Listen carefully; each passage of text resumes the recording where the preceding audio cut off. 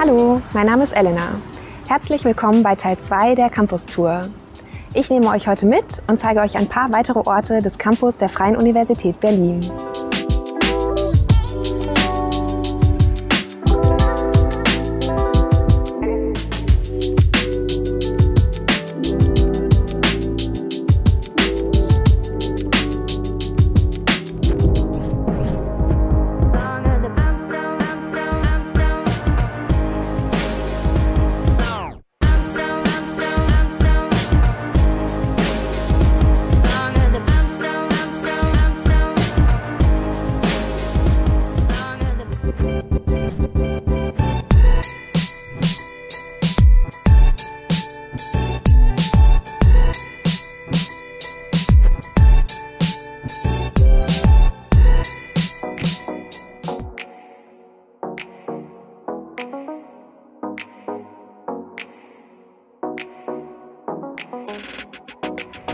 Wir befinden uns hier vor dem sogenannten Pi-Gebäude der Mathematik.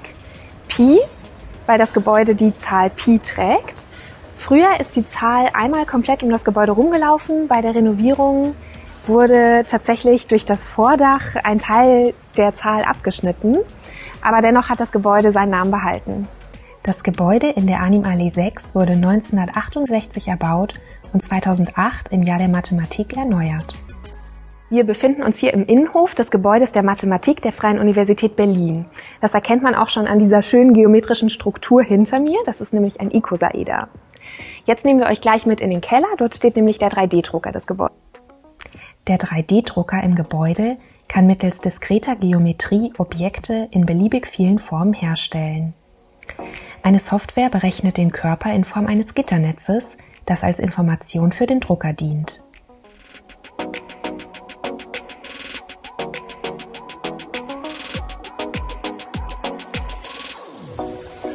Hinter mir befindet sich die Bar des Pi-Gebäudes. Hier können sich die Studierenden in ihrer Mittagspause einen Kaffee holen oder das Mittagessen zubereiten. Außerdem gibt es hier viele Sitzmöglichkeiten, die zum Verweilen einladen. Und wenn man jetzt mal hier rüber schaut, hier gibt es eine Tafel. Und wie die Aufschrift dieser Tafel vermuten lässt, wird hier teilweise auch mal spontan ein mathematisches Problem gelöst. Die wissenschaftlichen Schwerpunkte des Instituts sind numerische Mathematik, Algebra, Analysis, diskrete Mathematik und Geometrie. Zum Institut zählen neben modernen Gebäuden auch alte Villen mit besonders schönen Seminarräumen.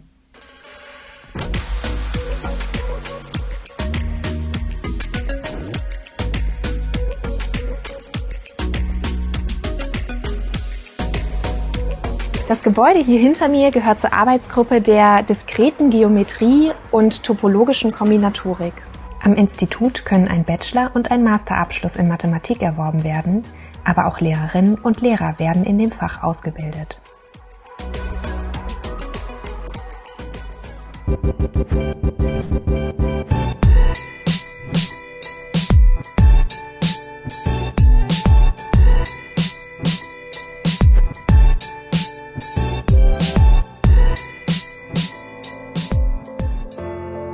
Das größte Gebäude des Instituts für Informatik befindet sich in der Arnim-Allee 7. Die Informatik wird traditionell als die Wissenschaft von der maschinellen Verarbeitung, der Speicherung und der Übermittlung von Daten verstanden. Also machen die Prinzipien der Konstruktion und Programmierung von Rechnern nach wie vor den Kernbereich der Forschung am Institut aus.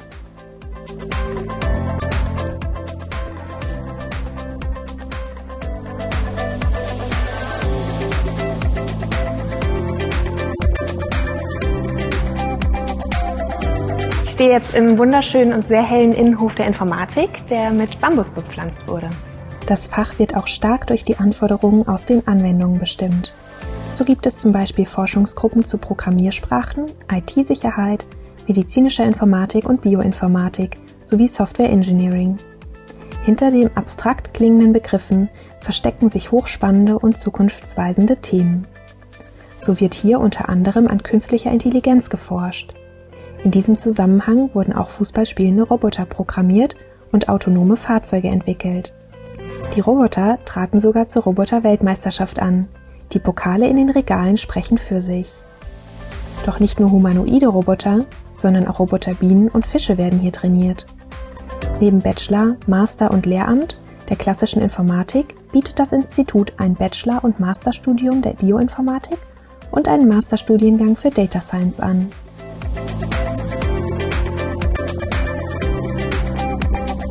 In unmittelbarer Nähe zur Mathematik und Informatik befindet sich das Zuse-Institut, mit dem die Informatikerinnen und Mathematikerinnen von der Freien Universität Berlin eng zusammenarbeiten.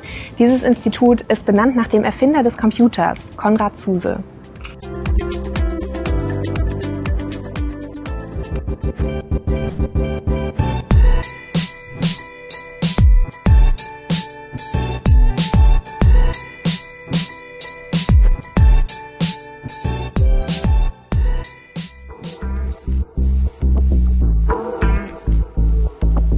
Ihr habt eine Idee, die ihr gerne in ein Geschäftsmodell verwandeln würdet?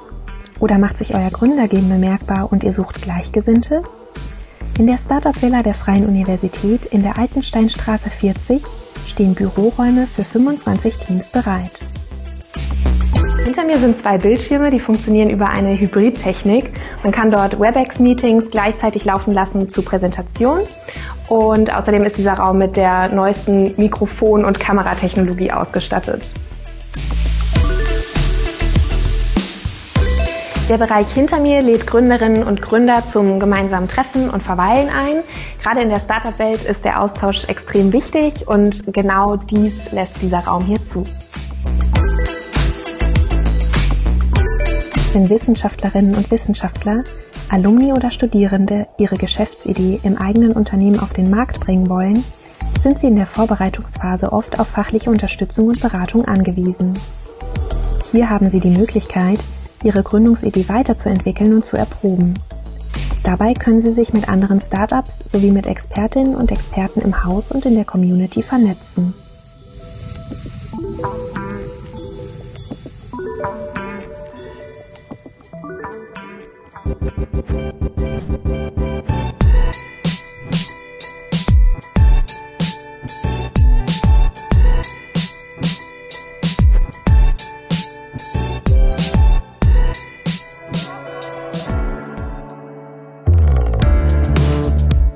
Die Zentraleinrichtung Hochschulsport der Freien Universität bietet Kurse, Workshops, Trainingsmöglichkeiten und Sportreisen zu mehr als 120 Sportarten mit bis zu 800 Einzelveranstaltungen pro Semester an. Hier können Studierende und Beschäftigte verschiedene Sportarten kennenlernen und eine gesunde Life-Balance mit dem eigenen Lieblingssport finden. Aber auch Wettkämpfe auf unterschiedlichsten Niveaus werden veranstaltet. Außerdem bietet Sport viele Gelegenheiten zum interkulturellen Austausch und trägt damit zur offenen und integrativen Kultur auf dem Campus bei.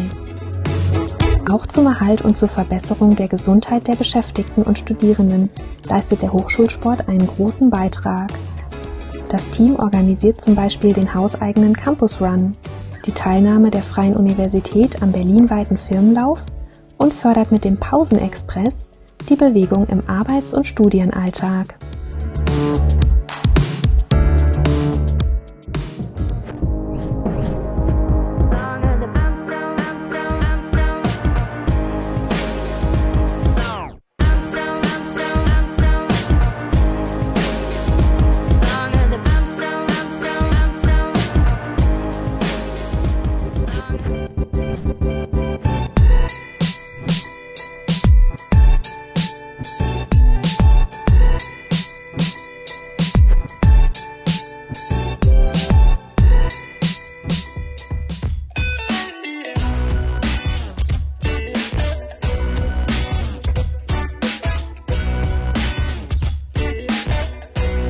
Ich stehe hier in der Kosastraße 20.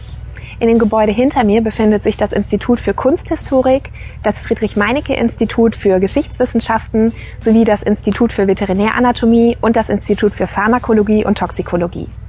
Am Friedrich-Meinecke-Institut wird zu 4 Epochen geforscht: Alte Geschichte, Geschichte des Mittelalters, Geschichte der frühen Neuzeit und Neueste Geschichte. Trotz dieser chronologisch ausgerichteten Gliederung sehen die Forscherinnen und Forscher die Trennlinien zwischen den Epochen nicht als Brüche, sondern richten den Blick auf Kontinuitäten und langfristige Wandlungsprozesse. Vertreten sind außerdem die Forschungsbereiche Public History, Area Histories, Global History und Didaktik der Geschichte. Am Institut für Kunstgeschichte der Freien Universität könnt ihr euch mit allen Gattungen und Kunstformen von der Spätantike bis zur Gegenwart beschäftigen. Studierende können sich auf die Schwerpunkte Ostasien, Afrika oder Europa und Nordamerika spezialisieren.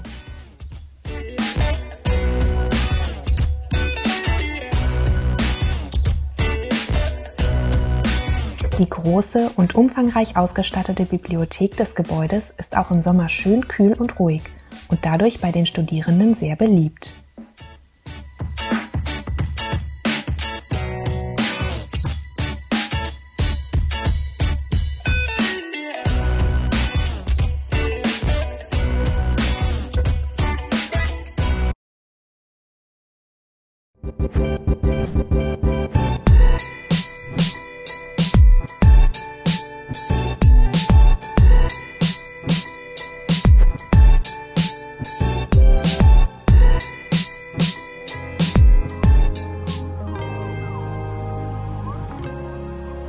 Schon beim Betreten des Gebäudes in der Kosastraße 20 fällt ein Pferdeskelett ins Auge. Es ist das Skelett von Condé, dem Lieblingspferd von Friedrich dem Großen. Das Institut für Veterinäranatomie bildet Studierende der Veterinärmedizin der ersten 4 Fachsemester aus in Anatomie, Histologie und Embryologie. In der Anatomie werden Gestalt, Lage und Struktur von Organen und Geweben im Körper von Haussäugetieren und Vögeln gelehrt. In der Histologie werden Zellen und Gewebe des Organismus mit dem Mikroskop untersucht. Gegenstand der Embryologie ist die Entwicklung des Tierkörpers von der befruchteten Eizelle an. In der umfangreichen veterinärmedizinischen Sammlung, die an ein Museum erinnert, kann man sich auf das nächste Anatomietestat vorbereiten.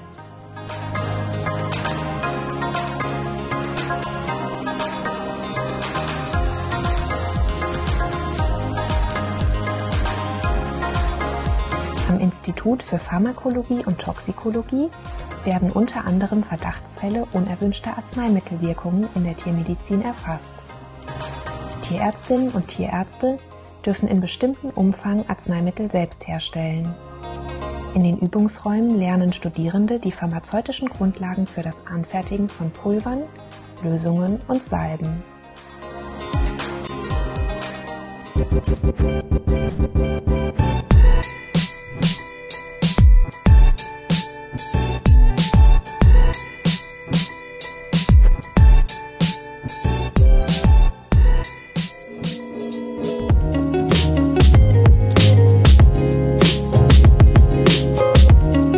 Ich stehe jetzt hier vor dem Pavillon der Weisheit.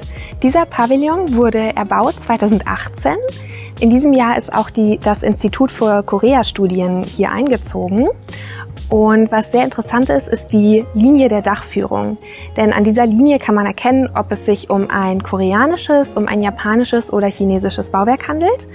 Ein koreanisches Bauwerk oder diesen koreanischen Pavillon erkennt man in diesem Fall an der Dachlinie, die die Form einer durchhängenden Wäscheleine hat. Am Institut für Korea-Studien der Freien Universität Berlin in der Otto-von-Simson-Straße 11 steht die sozialwissenschaftliche Betrachtung von Nord- und Südkorea im Mittelpunkt von Forschung und Lehre. Dabei geht es unter anderem um Politik, Wirtschaft, Gesellschaft und Kultur Nord- und Südkoreas. Die Studierenden erwerben Kenntnisse und Fähigkeiten für eine berufliche Tätigkeit in Wissenschaft, Wirtschaft, Medien, internationalen Organisationen und interkulturell ausgerichteten Institutionen. Besonders wichtig ist dabei natürlich das Erlernen der koreanischen Sprache. Das Institut bietet Bachelor- und Masterstudiengänge in Korea-Studien und Ostasienwissenschaften sowie den Bachelorstudiengang Integrierte Korea-Studien an.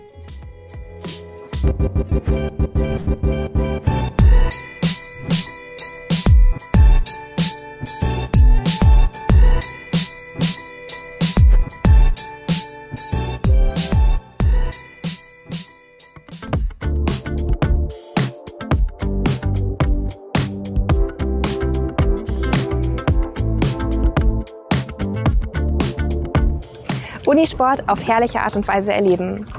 Das Wassersportzentrum der Freien Universität Berlin liegt am wunderschönen Wannsee und bietet allen Wassersportbegeisterten und denen, die es werden wollen, perfekte Bedingungen.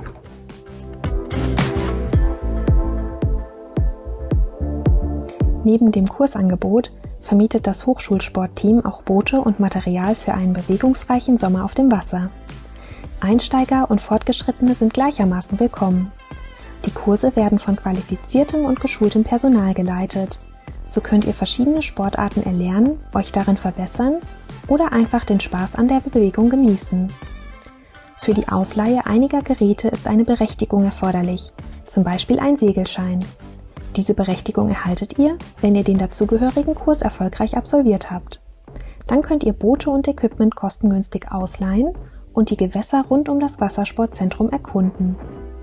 Im Angebot sind Sportarten wie Kanufahren, Kanupolo, Rudern, Segeln, Stand-Up-Paddling, Windsurfen und die Ausbildung für die Sportbootführerscheine Binnen und See.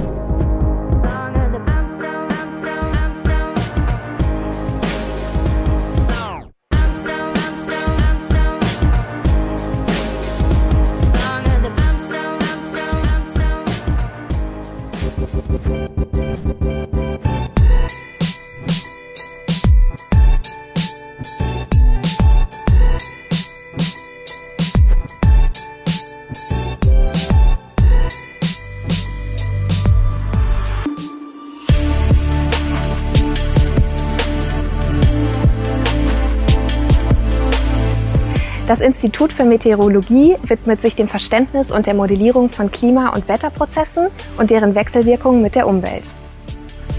Die Wissenschaftlerinnen und Wissenschaftler des Instituts beschäftigen sich in Forschung und Lehre mit Wetter, Klima und Klimaänderungen, mit Spannbreiten von Vorhersagen und mit meteorologischen Extremereignissen wie Dürren, Hochwasser und Stürmen.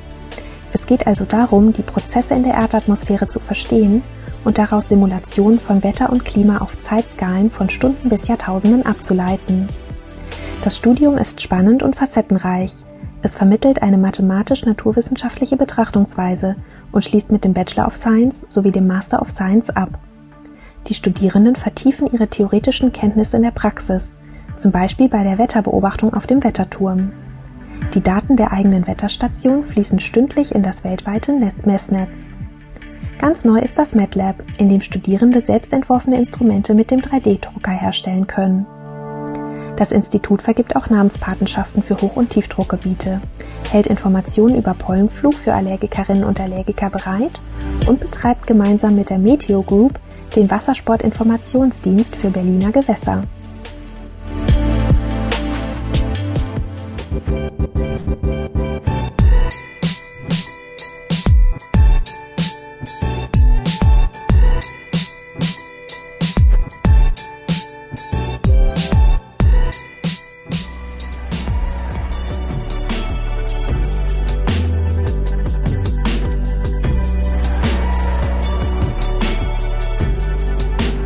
Am Institut für Chemie und Biochemie werden Studierende zu Chemikern mit Lehramtsoption und zu Biochemikern ausgebildet.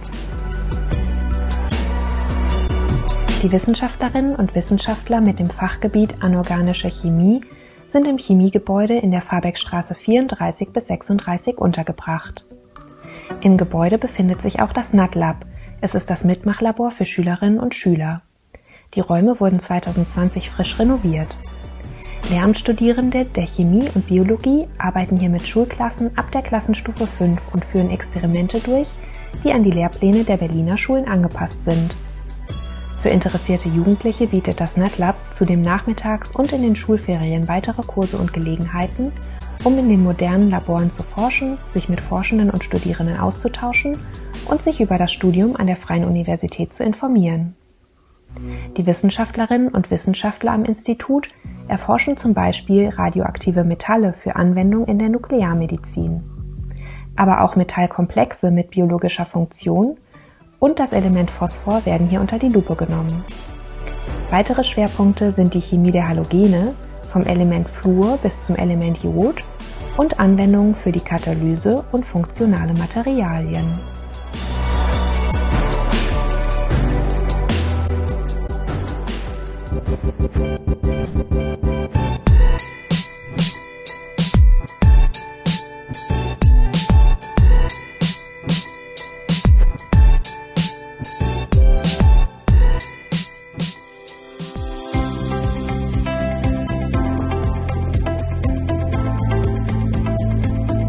Das Institut für Theaterwissenschaft ist ein multidisziplinäres Institut.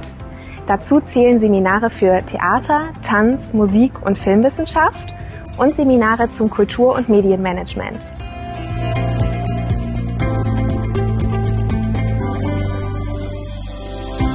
Am Institut werden die Bachelorstudiengänge Theaterwissenschaft und Filmwissenschaft angeboten. Außerdem die Masterstudiengänge Theaterwissenschaft, Filmwissenschaft, Tanzwissenschaft sowie Kultur- und Medienmanagement. Das Institut ist in ein internationales und interdisziplinäres Forschungsumfeld eingebunden. Dazu gehören auch verschiedene Sonderforschungsbereiche, Graduiertenkollegs und eine Kollegforschungsgruppe. Das Institut beherbergt zudem eine eigene Fachbibliothek, ein Medienarchiv und umfangreiche Nachlässe in seinen theaterhistorischen Sammlungen. Die theaterhistorischen Sammlungen der Freien Universität wurden in den 1950er Jahren angelegt und wachsen seither stetig. Ausgewählte Bestände werden derzeit digitalisiert. Ziel ist es, forschenden Kolleginnen und Kollegen und interessierten Laien einen einfachen Zugang zu gewähren.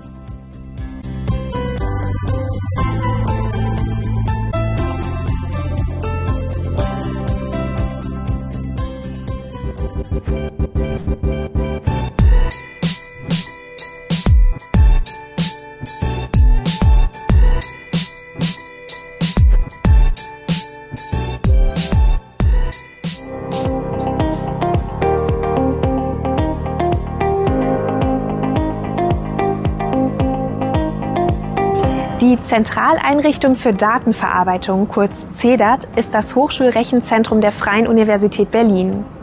Hier wird eine IT-Infrastruktur entwickelt und gepflegt und außerdem werden hier Dienstleistungen erbracht für alle Hochschulangehörigen und universitäre Einrichtungen wie Forschung, Lehre und Verwaltung. Die CEDAT ist die zentrale Anlaufstelle beispielsweise für Fragen zu IT-Dienstleistungen, Accounts der Freien Universität und für das Zurücksetzen eines Passworts im Fall der Fälle. Außerdem kümmern sich die Mitarbeiterinnen und Mitarbeiter um Kommunikationsdienste wie WLAN, Datennetz, VPN, Telefonie und E-Mail. Auch der PC-Pool für Studierende, öffentliche Arbeitsplätze für Kurse und zum freien Üben und Arbeitsplatzrechner inklusive Software werden durch die CEDAT bereitgestellt. Im Angebot hat die CEDAT außerdem Schulungen für Mitarbeiterinnen und Mitarbeiter der Universität sowie für Bachelorstudierende im Rahmen der allgemeinen Berufsvorbereitung. Im CEDAT-Hauptgebäude stehen die Server für Wissenschaft und Verwaltung. Alle Daten der Freien Universität Berlin laufen hier zusammen. Backups werden gesichert und Speicher und Datenbanken archiviert. Den CEDAT-Benutzerservice findet ihr auch direkt in der Silberlaube. Solltet ihr zum Beispiel euer Passwort vergessen haben, hilft man euch hier weiter.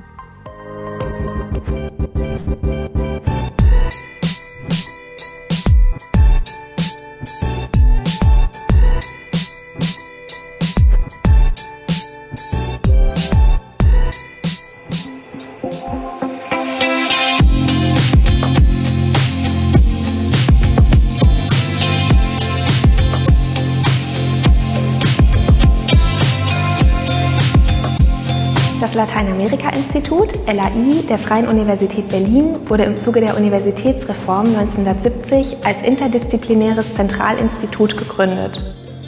Am Institut sind insgesamt 7 sozial- und kulturwissenschaftliche Fächer in Forschung und Lehre vertreten. Diese sind Altamerikanistik, Kultur- und Sozialanthropologie, Gender Studies, Geschichte, Literaturen und Kulturen Lateinamerikas, Ökonomie, Politikwissenschaft und Soziologie. Lehre und Forschung am LAI sind interdisziplinär und kombinieren globale Perspektiven mit regionaler Expertise. Am LAI können Studierende den Masterstudiengang Interdisziplinäre Lateinamerika-Studien abschließen. Bachelorstudierende anderer Fächer können das sogenannte 30-Leistungspunkte-Modulangebot belegen. Sie erweitern ihr Kernfach um Kenntnisse aus den Lateinamerika-Studien.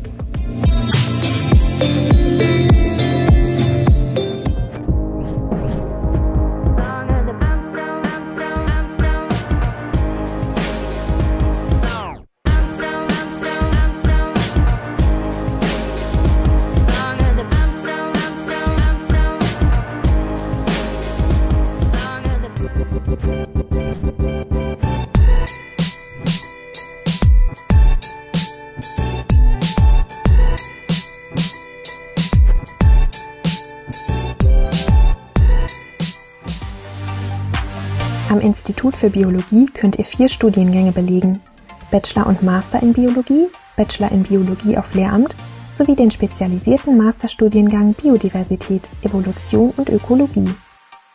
Unter den Studierenden wird es nur PfLAFÜ genannt. Das ist die umgangssprachliche Bezeichnung für das wichtigste Gebäude des Instituts, das Gebäude der Pflanzenphysiologie und Mikrobiologie. Im großen Hörsaal finden hier die Vorlesungen zu den Basismodulen statt. Außerdem gibt es hier die Praktikumsräume für die Basis-, Aufbau- und einige Vertiefungsmodule. Daneben wurde ein neues Forschungs- und Lehrgewächshaus errichtet. Zu dem Gebäude mit moderner Technik zählen ein Gewächshaus sowie ein Kopf- und ein Verbindungsbau. Neben der Forschung zur Pflanzenphysiologie und Epigenetik der Pflanzen wird hier in der Mikrobiologie zum Beispiel auch untersucht, wie Bakterien mit Pflanzen interagieren. Weitere Schwerpunkte der Forschung am Institut sind Genetik, Neurobiologie, Ökologie, Evolution und Biodiversität.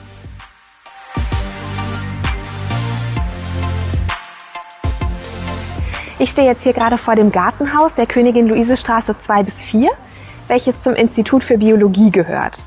In diesem Haus befindet sich ein sehr großer und sehr modern ausgestatteter Praktikumsraum, der bis zu 80 Studierenden Platz gibt. Im Gartenhaus der Biologie finden Praktika der Bachelor- und Masterstudiengänge statt. An jedem einzelnen Arbeitsplatz stehen ein Binokular und ein Mikroskop zur Verfügung. Die Studierenden erlernen hier die praktischen Tätigkeiten, die sie in Studium und Beruf benötigen.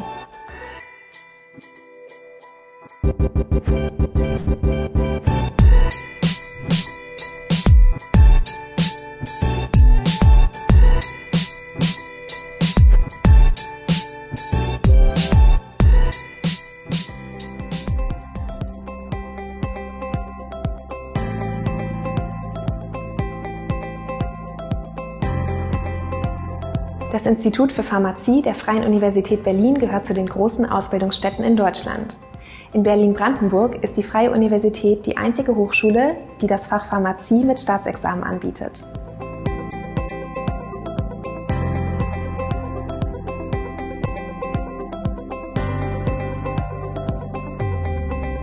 Im deutsch-englischen Masterstudiengang Pharmazeutische Forschung können Studierende ihre pharmazeutischen Kernkompetenzen vertiefen und sich auf ein Themen- und Forschungsgebiet spezialisieren. Fachgebiete der Lehre und Forschung sind pharmazeutische Biologie, pharmazeutische Chemie, klinische Pharmazie, Pharmakologie und pharmazeutische Technologie. Pharmazeutinnen und Pharmazeuten beschäftigen sich unter anderem damit, Wirkstoffe zu entwickeln und zu prüfen, Naturstoffe zu analysieren und neue Darreichungsformen zu gestalten. Hier werden zum Beispiel auch neue Methoden entwickelt mit dem Ziel, den Einsatz von Dopingmitteln im Leistungssport nachzuweisen.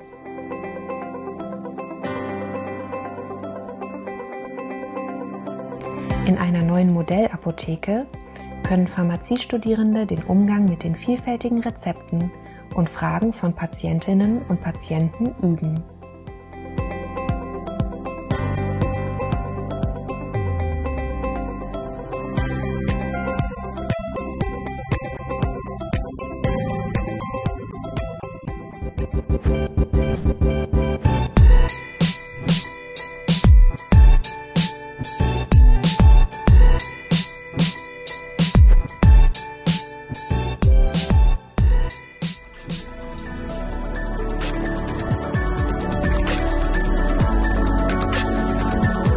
Das Gebäude der Zoologie wurde 1912 erbaut. Der erste Nutzer des Gebäudes war Gottlieb Haberland, der damals als Professor für Botanik an der Friedrich-Wilhelms-Universität zu Berlin, der heutigen Humboldt-Universität zu Berlin, forschte und lehrte. Die umfangreiche zoologische Lehrsammlung, die im Gebäude lagert, umfasst einige tausend Objekte. Das sind Stopf- und Nasspräparate, Skelette, Schädel, Insekten und Spinnen, die in vielen Jahrzehnten zusammengetragen wurden. Zum Beispiel haben Zoos und Tierparks dem Institut veränderte Tiere zur Präparation überlassen. So stammt der Lippenbär, der eigentlich in Südasien beheimatet ist, aus dem Zoologischen Garten Berlin. Für den Einsatz in der Lehre haben die Stopfpräparate Hauben aus Plexiglas erhalten, denn Haut, Fell und Federn wurden bis in die 1980er Jahre mit Hilfe von Chemikalien haltbar gemacht, die heute als giftig gelten. Heute forschen in diesem Gebäude unter anderem Arbeitsgruppen zur Evolutionsbiologie, Humanbiologie und Neurobiologie. Einige Wissenschaftlerinnen und Wissenschaftler untersuchen zum Beispiel an der Fruchtfliege, wie sich ein Gehirn vernetzt und wie Alterungsprozesse im Gehirn ablaufen. Sie konnten unter anderem zeigen, dass altersbedingte Vergesslichkeit bei Fruchtfliegen durch die Fütterung mit der Substanz Spermidin verhindert werden kann.